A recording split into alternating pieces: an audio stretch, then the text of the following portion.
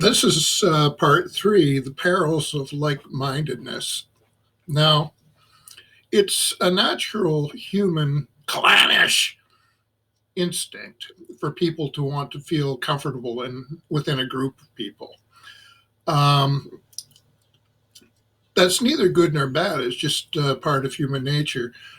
The problem is that when you examine the types of people that want to bird of a feather flock together, you also get cults, and of which religion is cult. It's one and the same thing. Christianity is a cult. Judaism is a cult. Islam is a cult.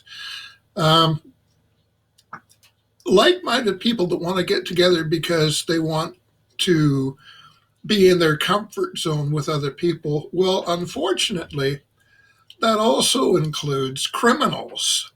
That also includes killers. That also includes pedophiles.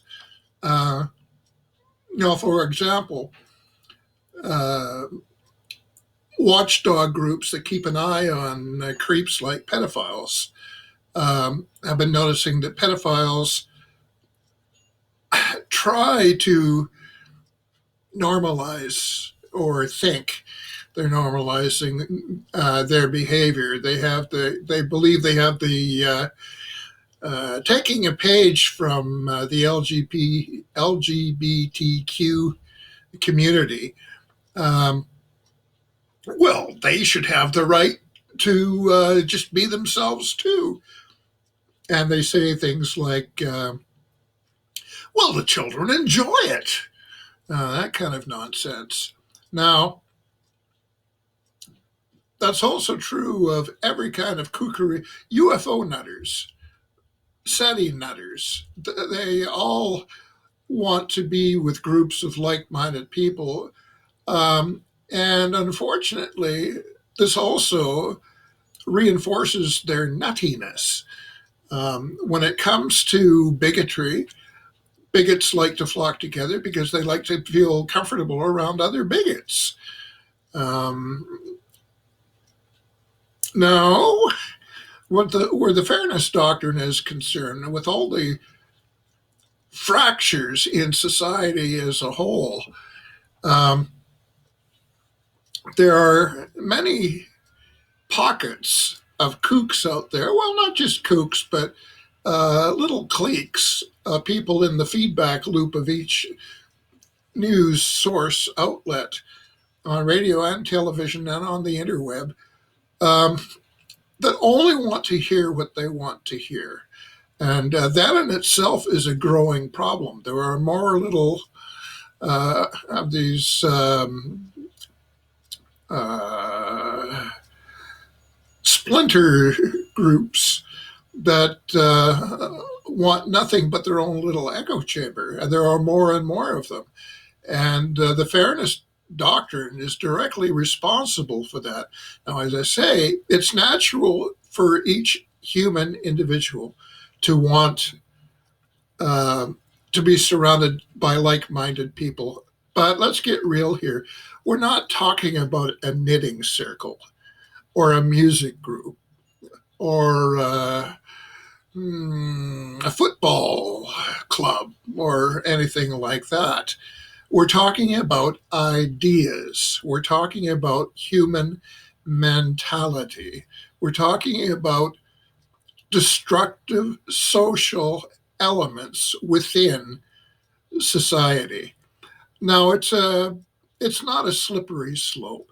It's just that it's complex because um, it's not as simple as it seems on the surface. You have a fractured society and self-involved, self-interested little elements.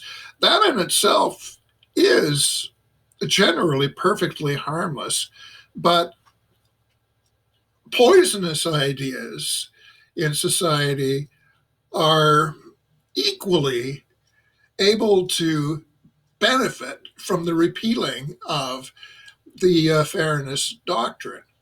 And that's something as a society we have to watch out for.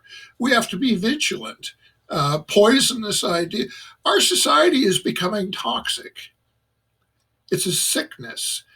And the fairness doctrine is contributing to that social sickness, that divisiveness. Um, yeah, I know if you're in the States, it's divisiveness. Come see, come saw, hum he, hum ha, tomato, tomato, potato, potato. I've never heard anyone say potato.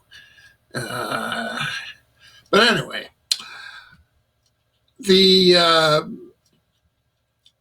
where do you draw the line? How do you keep track? That's not for me to solve. That's anybody who studies social psychology and sociology and other ologies.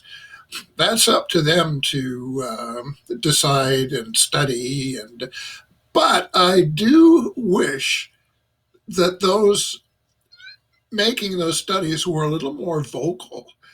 Not a little more, a lot more vocal and ready to ring the dinner bell. No, not the dinner bell, the alarm bell.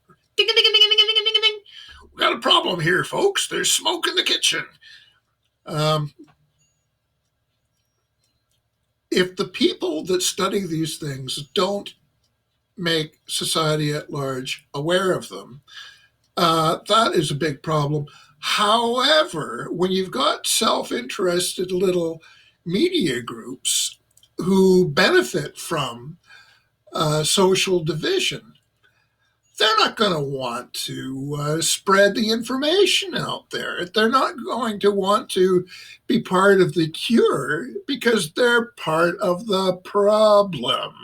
They want the divisiveness. They want to have their fan base because that's where their money comes from. So, as a society, we have to start thinking outside.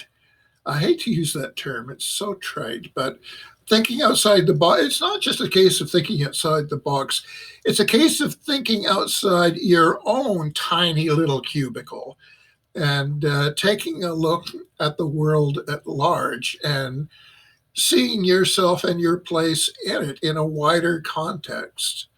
And with that, that's all I've got to say in part 3.